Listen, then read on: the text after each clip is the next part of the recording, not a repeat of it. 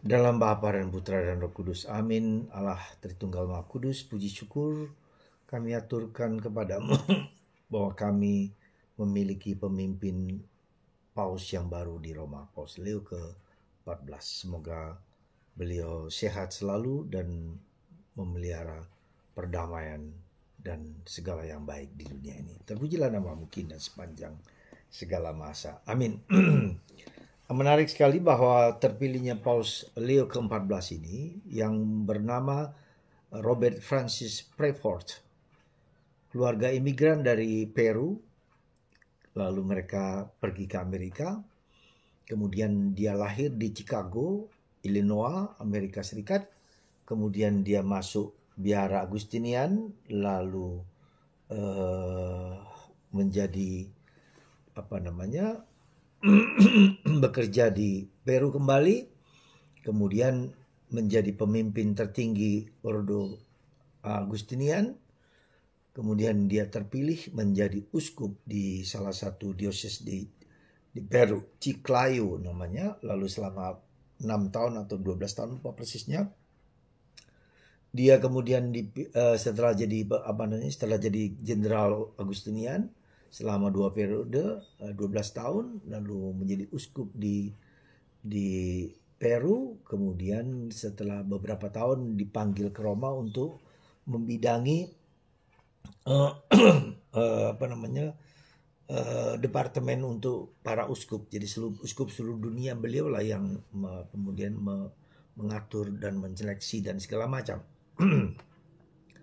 Jadi kita bisa melihat di sini beberapa aspek penting. Dia jago bahasa Inggris, bahasa Latin, bahasa Itali, bahasa Prancis, bahasa Jerman, dan banyak beberapa bahasa lain, tentu saja Spanyol ya. Dan ini penting. Jadi kita bisa melihat beberapa unsur penting yang mungkin dimiliki oleh Paus ini. Juga kemarin tanggal 8 adalah peringatan Santa Perawan Maria dari Pompei. Nanti saya ceritakan sedikit. Kemudian dia pakai nama Paus Leo ke-14 karena Paus Leo ini sangat mencintai Maria dan dengan rosarionya ya. Jadi beberapa hal yang menarik dari Paus kita ini. Jadi pertama adalah beliau ini sangat mencintai Maria, seperti karena itu dia memilih pada peringatan Bunda Maria dari Pompei. Jadi Pompei ini adalah satu desa atau satu kota yang dihancur leburkan oleh letusan gunung Vesuvius. Jadi dihancurkan habis, lalu menjadi kota mati. Kemudian dihidupkan kembali oleh seorang beato namanya Bartolo Longo, seorang mantan imam Satan yang kemudian bertobat, lalu mendirikan di situ sebuah gereja yang dipersembahkan kepada Santa Perawan Maria. Maka Santa Perawan Maria dari Pompei di Italia. Nah, disitulah kota itu kemudian berkembang lagi seperti sekarang menjadi hidup gitu kembali. Jadi Bunda Maria menjadi sentral di sini dalam pelaksanaan Paus kita. Jadi Bunda Maria sangat dianggap sebagai penolong bagi gereja dan bagi karya-karya beliau. Demikian juga kita bisa melihat bahwa dia seorang Agustinian dengan dasar Regula Santo Agustinus yang menjadi fondasinya. Jadi sekali lagi para saudara, kita ingin supaya Bunda Maria dalam bulan Mei ini menjadi jiwa roh kita dalam hidup kita. Ya, kalau kita ingin menyerupai Yesus, jadilah seperti Bunda Maria. Ya, mungkin kita sulit untuk menyerupai Yesus, tetapi kita lewat Bunda Maria akan dibawa kepada Yesus. Seperti yang dialami oleh Santo Paulus yang hari ini ditangkap oleh Yesus, ya, dan kemudian dia bertobat dari seorang Saulus pembunuh orang-orang Kristen menjadi Paulus, rasul-rasul yang gagah gempita, yang penuh kedahsyatan. Kita bisa melihat dalam diri Paulus kita ini, dalam diri Paulus inilah. Dan itulah yang kemudian kita lihat Paulus mengatakan, bukan aku yang hidup, tapi Kristus yang hidup dalam diriku. Jadi di sini Kristus menjadi pusat. Karena itulah Yesus mengatakan, kalau kamu makan dagingku, kamu akan hidup kekal, kamu tidak akan mati, ya. Kamu akan selama-lamanya. Jadi bagaimana menerjemahkan kata-kata Yesus yang daging tok, yang luar biasa, yang penuh kuasa. Kalau kamu makan dagingku, kamu akan hidup selama-lamanya dan kamu tidak akan mati. Wah, ini daging yang luar biasa, ya.